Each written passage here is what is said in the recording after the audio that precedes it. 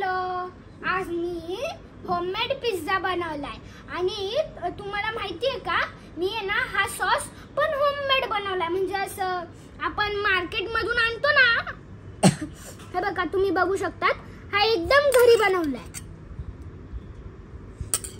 हा खायला थोडा ना असा म्हणजे दुकानातून आणतो ना तसंच असतो. तर मी स्टार्ट करतो. हा पिझ्झा कसा बनवला आज मी सांगणार आहे पिझ्झा कसा बनवला. तर हे पिझ्झाचं बॅटर असतं ना, आमच्याकडे मैदा नव्हता ना, आणि मैदा म्हणजे आपल्या शरीरासाठी चांगला नसतो मैदा, म्हणून आम्ही आहे ना चपातीचं पीठ घेतलं, ते असं चांगलं मळलं, मग ते असं त्याचं सपाट केलं. ठीक आहे, असं सपाट केलं. मग त्याच्यावर ना नंतर आम्ही एक टोमॅटो घेतला, मग तो ना बॉईल केला. बॉईल म्हणजे बॉईल नसेल माहित तुम्हाला तर ना, एक असं छोटं भांड असतं, त्याच्यात पाणी टाकायचं आणि ते उकडायचं, त्याला बॉइलिंग म्हणतात. तर बॉईल केलं आणि मग थोडे ना असे हे कण्याचे दाणे आहेत ना, हे मक्याचे दाणे आहेत ना, हे असे दिसतात ना साईडने, ते मी टाकले त्याच्यात.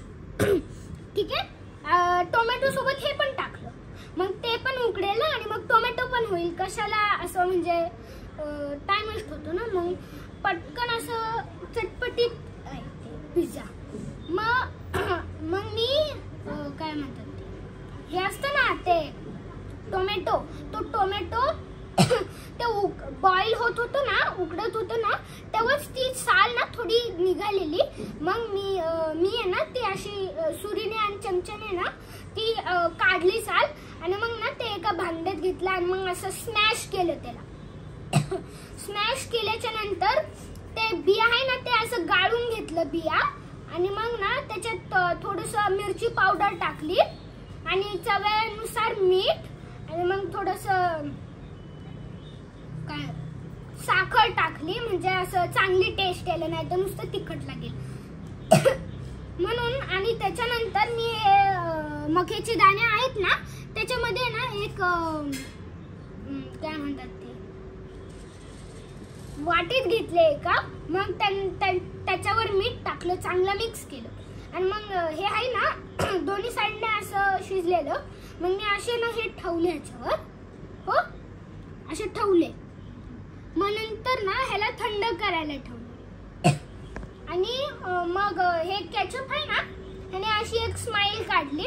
आणि मी विचार करत होतो नुसती स्माइल काढायची, पण नंतर मला आयडिया आली, असं म्हणजे असं सर्कल नको ना, म्हणजे त्याचं तोंड होईल असं प्रॉपरली, म्हणून मी असं सर्कल केलं. आणि हे दोन डॉट ना त्याला हे दोन डॉट आहेत ना, हे बघा हे दोन डॉट, तर हे डोळे आणि हे नाक, आणि हे दोन डॉट ना ते असे लावतात ना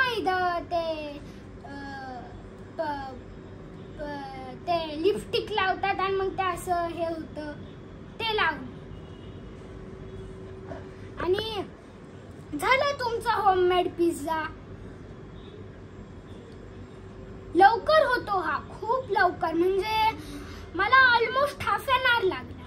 ते बाहेरचे पिझ्झा ते लवकर बनवतात, हाफ एन आवर पेक्षा लवकर, पण ते काय मैद्याचं असतं, मग ते आपल्या शरीरासाठी चांगलं नसतं. मग आणि काय काय लोक पिझ्झा विरुद्ध आहार पण बनवतात, दूध टाकतात, पाणी, चपातीचं पीठ, मैद्याचं पीठ मळताना त्याच्यात दूध टाकतात काही लोक, मग ते विरुद्ध होतं. मग असं मी बिलकुल विरुद्ध नाही केले, नुसतं पाणी टाकले. मग असं झाला तुमचा रेडी पिझ्झा. आणि तुम्ही ह्याची साईज इन्क्रीज करू शकतात, तुम्ही ह्याची साईज छोटी करू शकतात, मीडियम करू शकतात, लार्ज करू शकतात.